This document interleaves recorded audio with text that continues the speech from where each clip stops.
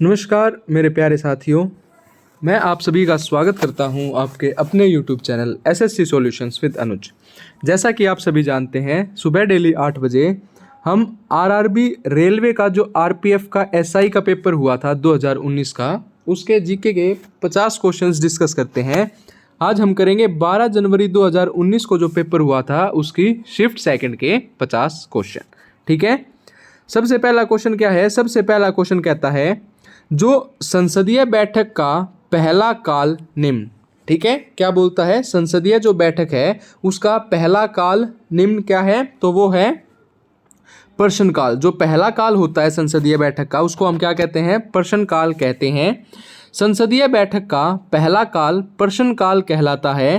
प्रश्नकाल का समय दोपहर 11 से 12 बजे तक होता है। आपसे पेपर में पूछ सकता है कि प्रश्नकाल का समय क्या होता है? तो 11 से 12 बजे तक होता है। प्रश्नकाल में संसद सदस्यों द्वारा लोक महत्व के राष्ट्रीय और अंतर्राष्ट्रीय सभी प्रकार के मामलों पर जानकारी के लिए मंत्रिपरिषद से प्रश्न पूछा जाता है। और ये प्रश्नकाल क्या होता है? इसमें राष्ट्रीय और जो अंतर्राष्ट्रीय मामले हैं उनकी जानकारी के लिए मंत्रिपरिषद से प्रश्न पूछे जाते हैं, इसलिए इसको क्या कहते हैं? प्रश्नकाल भी कहते हैं। उसके बाद आता है अपना दूसरा क्वेश्चन। दूसरा क्वेश्चन कहता है हेनरी विवियन डेरोजियो का संबंध किस आंदोलन से है? क्या बोलता है? हेनरी विवियन डेरोजियो का संबंध किस आंदोलन से है?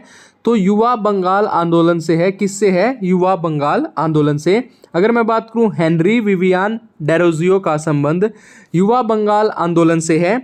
पश्चिम बंगाल में जो वेस्ट बंगाल है उसमें युवा बंगाल आंदोलन उन्हीं की देन है। उनके अनुयायी डिरोजियो कहलाए। वह 19वीं शताब्दी के एक भारतीय कवि थे। वो क्या थे? एक भारतीय कवि थे।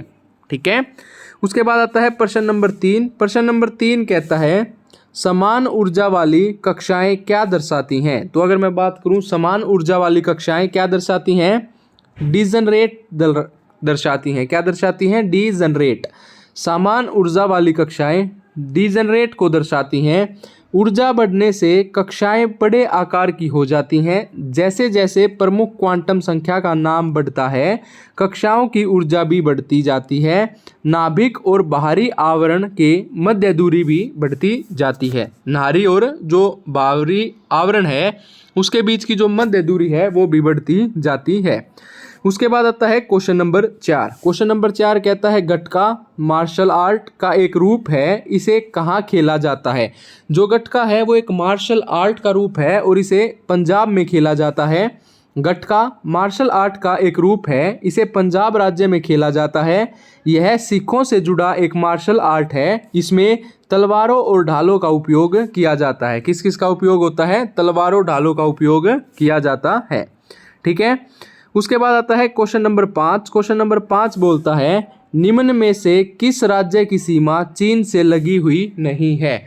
जो चाइना बॉर्डर से लगी हुई नहीं है तो वो कौन सा राज्य है? पश्चिम बंगाल है। देखो पश्चिम बंगाल की नहीं लगी हुई, उत्तराखंड की, जम्मू कश्मीर की और सिक्किम की लगी हुई है। पश्चिम बंगाल की सीमा चीन देश से नहीं लगती है। चीन और भारत के मध्य 3488 किलोमीटर सीमा का विस्तार है।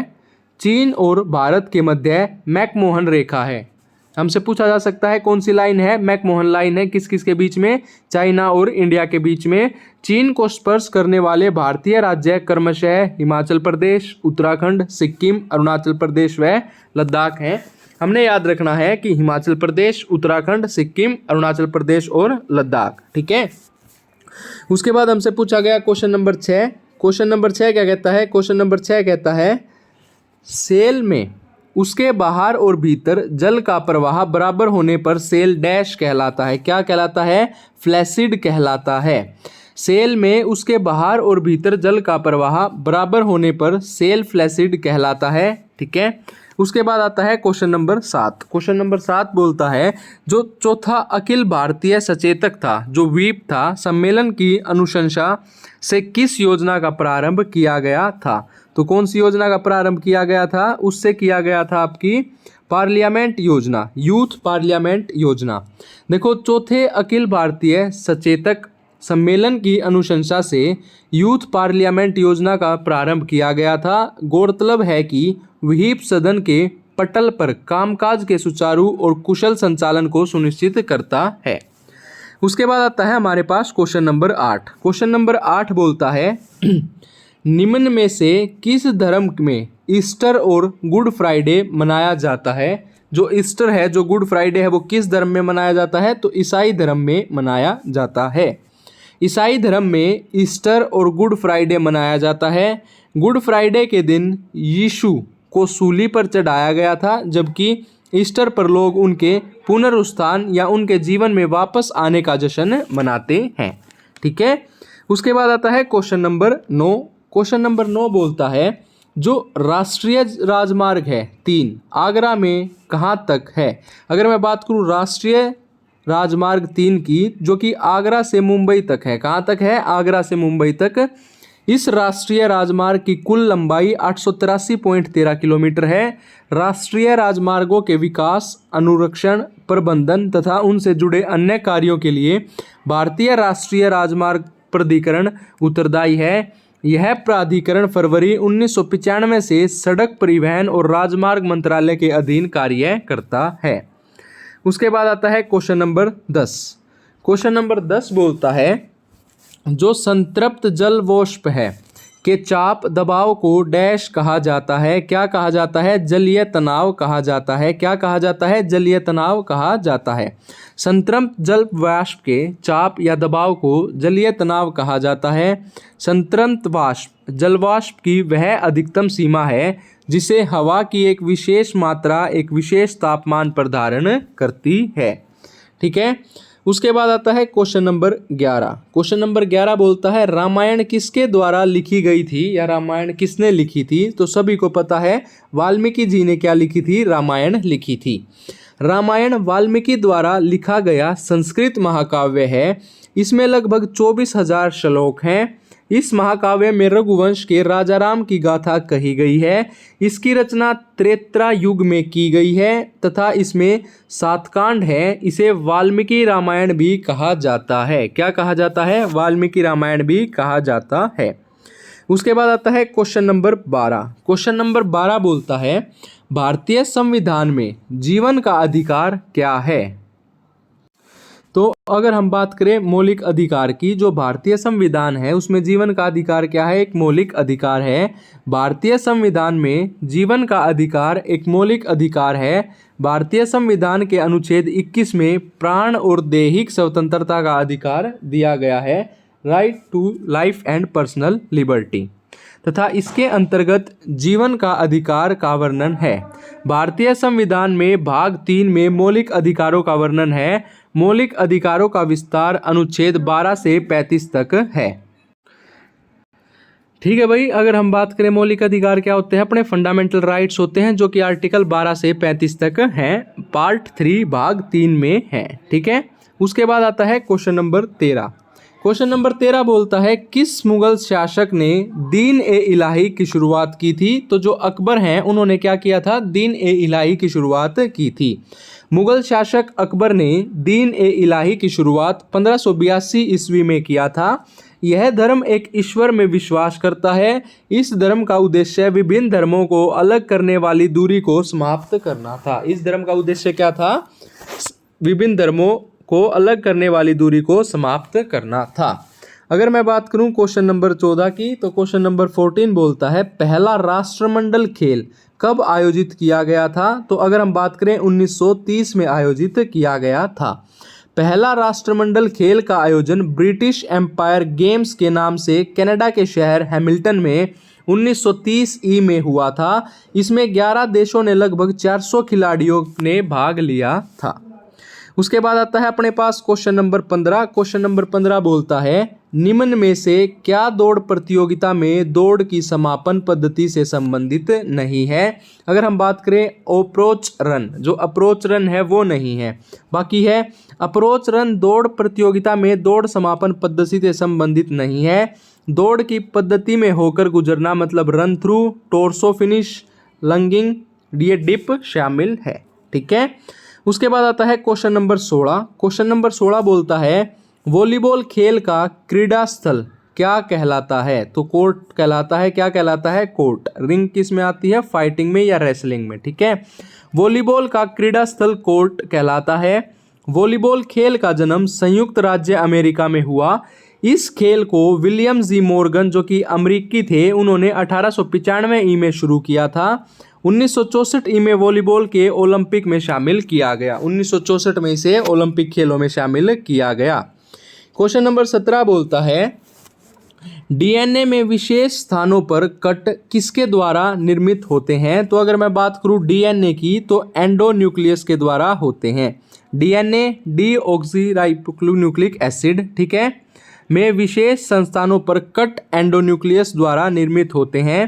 प्रतिबंध एंडोन्यूक्लिक एक एंजाइम है जो डीएनए को विशिष्ट मान्यता न्यूक्लियोटाइड अनुक्रमों पर या उसके निकट काटता है, जिन्हें प्रतिबंध साइट के रूप में जाना जाता है। ठीक है, उसके बाद आता है हमारा क्वेश्चन नंबर 18।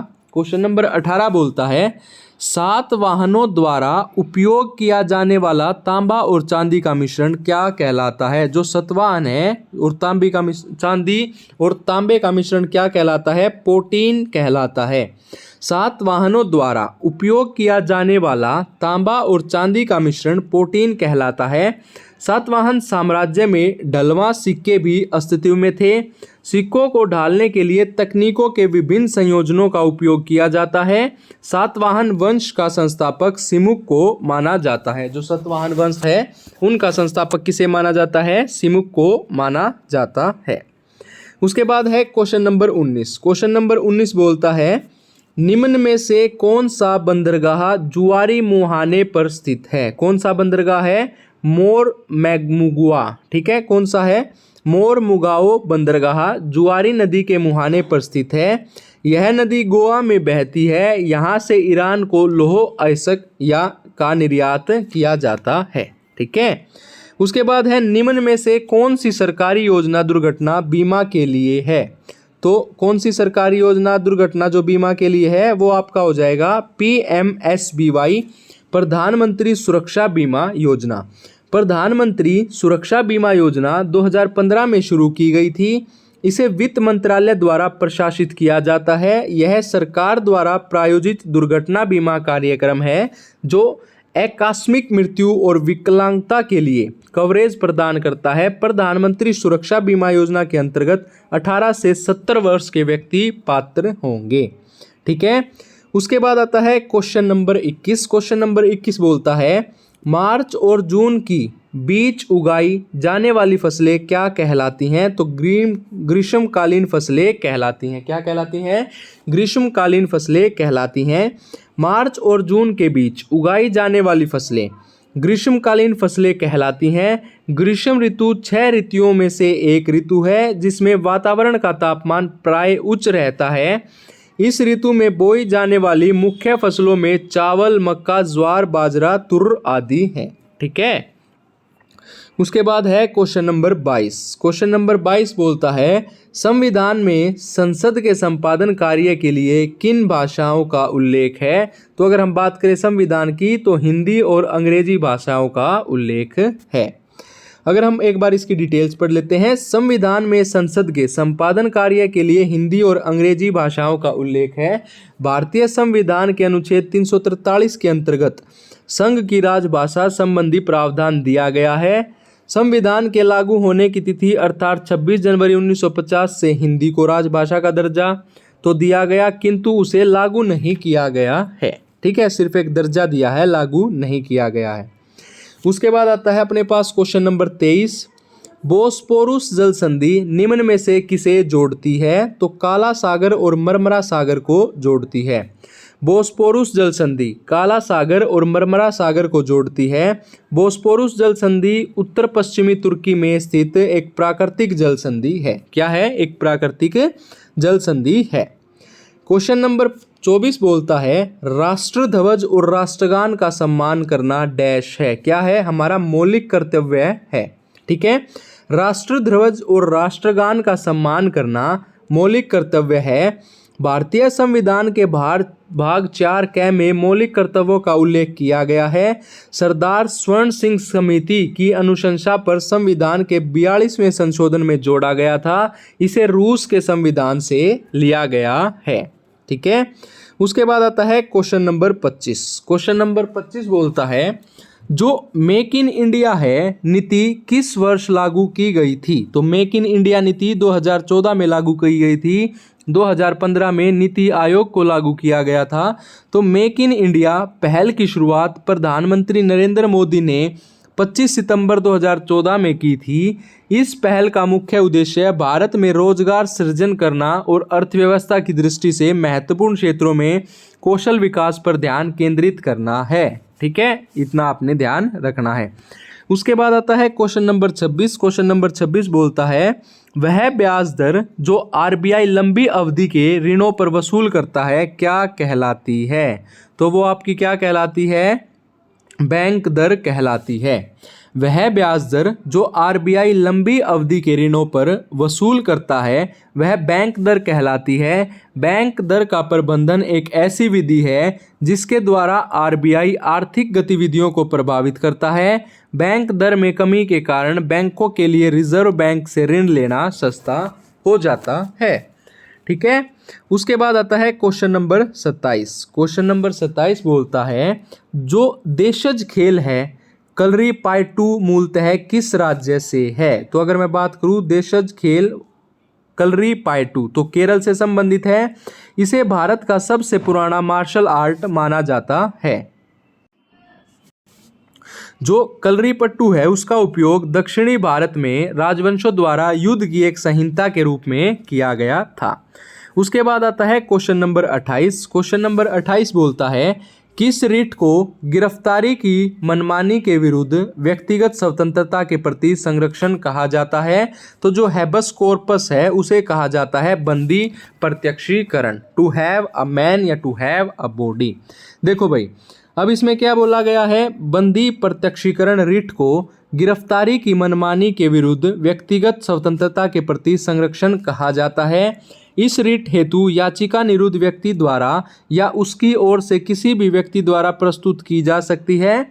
भारतीय संविधान का जो अनुच्छेद 32 है उसमें सुप्रीम कोर्ट के रिट्स का जिक्र किया गया है।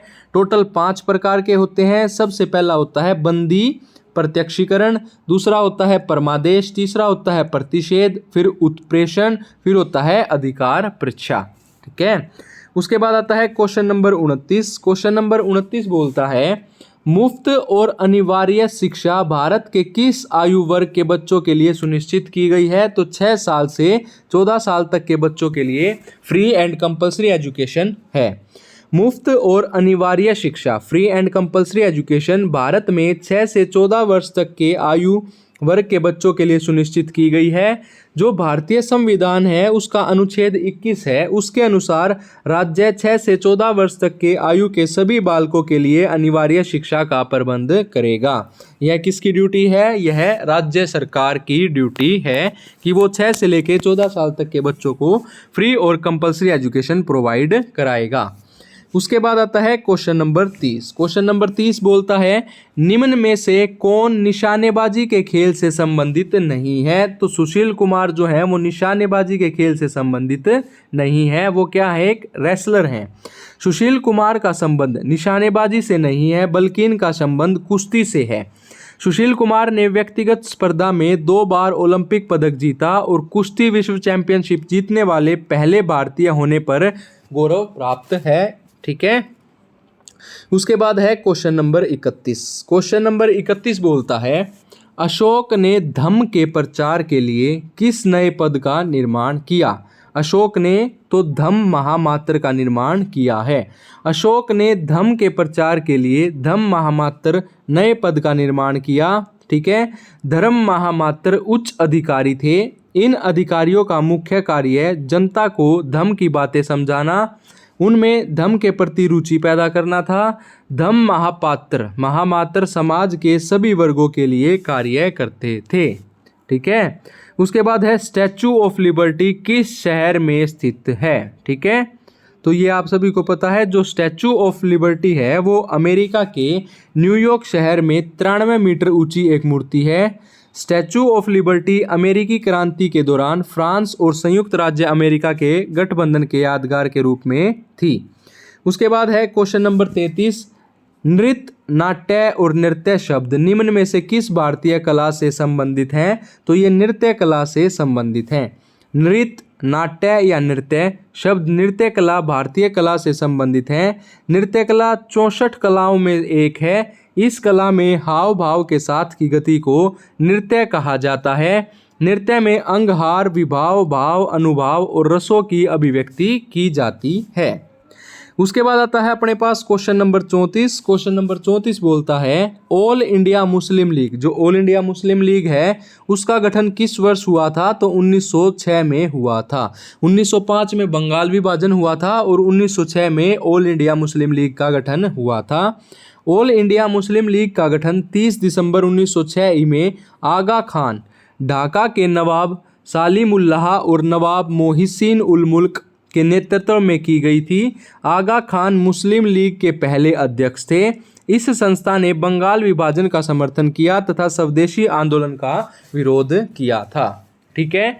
उसके बाद आता है क्वेश्चन नंबर 35। क्वेश्चन नंबर 35 कहता है यूरिक अम्ल के ठोस कणों के जमाव के कारण हुई जोड़ों में सूजन को डैश कहा जाता है? तो क्या कहा जाता है? गाउट कहा जाता है, वातरक्त कहा जाता है।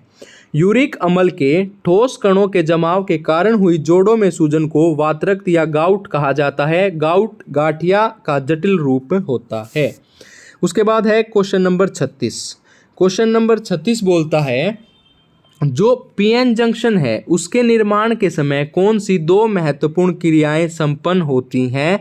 तो अगर हम बात करें डिफ्यूजन और ड्रिफ्ट, क्या संपन्न होती हैं? डिफ्यूजन और ड्रिफ्ट। जो पीएन जंक्शन है उसके निर्माण के समय डिफ्यूजन और ड्रिफ्ट दो महत्वपूर्ण क्रियाएं संपन्न होती हैं। पीएन जंक्शन एक अर्धचालक के अंदर दो अर्धचालक सामग्री प्रकारों अर्थात पी प्रकार और एन प्रकार के बीच एक इंटरफेस या एक सीमा है। उसके बाद आता है क्वेश्चन नंबर 37।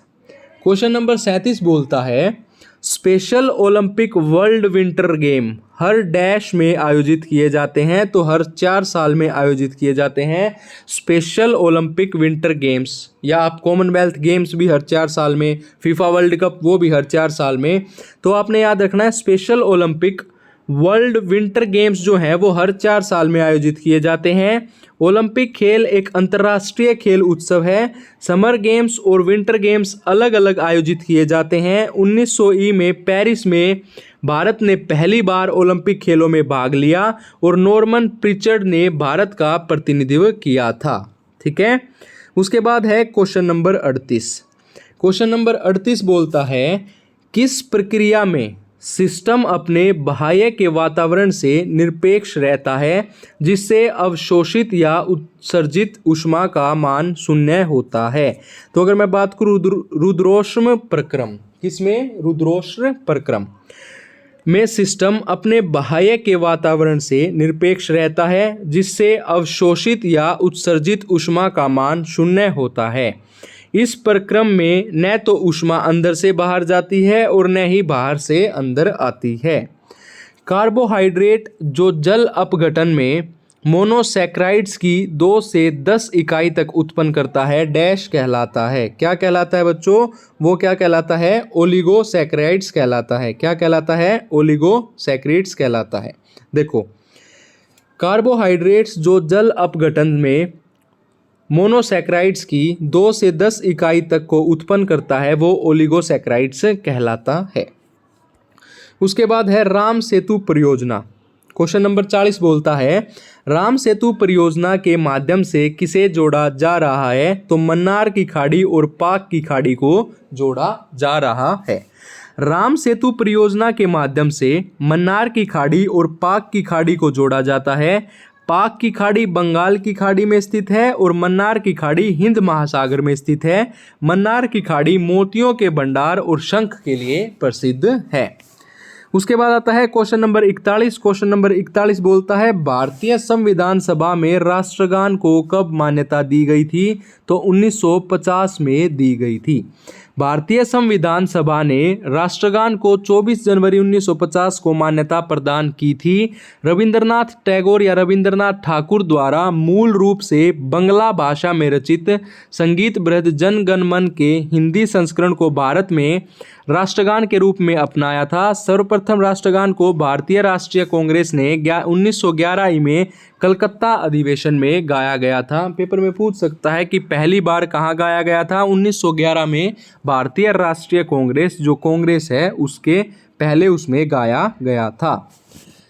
देश के न्यायिक मामलों में भारत सरकार को परामर्श देने का कर्तव्य किसका होता है? तो महान्यायवादी का होता है। महान्यायवादी क्या होता है आपका? वो होता है अटॉर्नी जनरल ऑफ इंडिया, जो कि आर्टिकल 76 में उसका पद का उल्लेख किया गया है। ठीक है। क्वेश्चन नंबर 43 कहता है निम्न में से किस पंचवर्षीय योजना को गरीबी हटाओ के नारे के साथ लागू किया गया था? तो छठी पंचवर्षीय योजना में ये नारा दिया गया था गरीबी हटाओ। किसके द्वारा? इंदिरा गांधी के द्वारा दिया गया था। देखो भाई, जो 6th प्लानिंग कमीशन था या जो छठी पंचवर्षीय योजना थी उसमें गरीबी हटाओ के नारे के साथ लागू किया गया था। कांग्रेस ने पुनः सत्तारूढ़ होने पर छठी पंचवर्षीय योजना लागू की। इस पंचवर्षीय योजना का कार्यालय 1980 से 1985 ही था। इसमें गरीबी निवारण तथा रोजगार सृजन पर बल दिया गया। 1980 में 6 बैंकों का राष्ट्रीयकरण किया गया और 12 जुलाई 1982 को नाबार्ड की स्थापना भी की गई थी। ठीक है। उसके बाद आता है क्वेश्चन नंबर 44। क्वेश्चन नंबर 44 बोलता है स्पर्श रेखीय बल लगने के कारण प्रति इकाई क्षेत्र में उत्पन्न प्रत्यानयन बल डैश के रूप में जाना जाता है? तो कर्तन प्रतिबल के रूप में जाना जाता है। उसके बाद आते हैं क्वेश्चन नंबर 45 की तरफ, 45 की तरफ। 45 क्या कहता है? 45 कहता है हीरो के लिए भारत का कौन सा जिला प्रसिद्ध है? तो अगर मैं बात करूं पन्ना जिला की तो वो हीरो के लिए प्रसिद्ध है। हीरो के लिए भारत का मध्य प्रदेश राज्य का पन्ना जिला प्रसिद्ध है।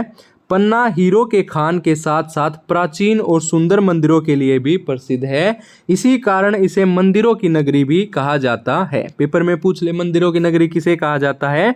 तो पन्ना जिला जो कि मध्य प्रदेश में है। उसके बाद आता है क्वेश्चन नंबर 46। राज्य का नीति निर्देशक सिद्धांतों से क्या तात्पर्य है? तो राज्य द्वारा पालन किए जाने वाले सिद्धांत। ठीक है। उसके बाद है क्वेश्चन नंबर 47। विजयनगर साम्राज्य के संस्थापक कौन थे? तो विजयनगर की बात करूं तो 2 भाई थे, हरिहर और बुक्का, जिन्होंने विजयनगर साम्राज्य की स्थापना की थी। ठीक है। विजयनगर साम्राज्य के संस्थापक हरिहर और बुक्का ने 1336 ई में की थी। इस वंश का नाम संगम वंश पड़ा। इस वंश का प्रथम शासक हरिहर प्रथम हुआ, जिसने हम्पी को अपनी राजधानी बनाया था। क्वेश्चन नंबर 48 बोलता है इदुक्की हाइड्रो इलेक्ट्रिक परियोजना किस राज्य में स्थित है? तो वो आपकी केरल राज्य में स्थित है। इदुक्की हाइड्रो इलेक्ट्रिक परियोजना केरल राज्य में स्थित है। यह परियोजना पेरियार नदी पर स्थित है। मतलब पेरियार नदी कहाँ है? केरला में है। इसके द्वारा जल आपूर्ति एवं विद्युत की आपूर्ति की जाती है। उसके बाद आता है क्वेश्चन नंबर 49। क्वेश्चन नंबर 49 बोलता है किस नदी को चीन का शोक कहा जाता है? तो हांग हो को चीन का शोक कहा जाता है। यह नदी बाढ़ के समय अपने मार्ग में परिवर्तन कर देती है, जिसके कारण इसे चीन का शोक कहा जाता है। इसे पीली नदी भी कहा जाता है। यह नदी चीन की दूसरी सबसे लंबी नदी है और एशिया की तीसरी सबसे लंबी नदी है। उसके बाद आता है अपना आज का लास्ट क्वेश्चन, क्वेश्चन नंबर 50। निम्न में से किस ग्रह को सांध्य तारा के नाम से जाना जाता है? तो जो शुक्र ग्रह है उसको सांध्य तारा के नाम से जाना जाता है। शुक्र ग्रह को सांझ या सांध्य का तारा या भोर का तारा कहते हैं। यह शाम को पश्चिम दिशा में तथा सुबह पूर्व दिशा में दिखाई पड़ता है। यह सूर्य से निकटवर्ती दूसरा ग्रह तथा सूर्य की परिक्रमा 225 दिनों में पूरी करता है।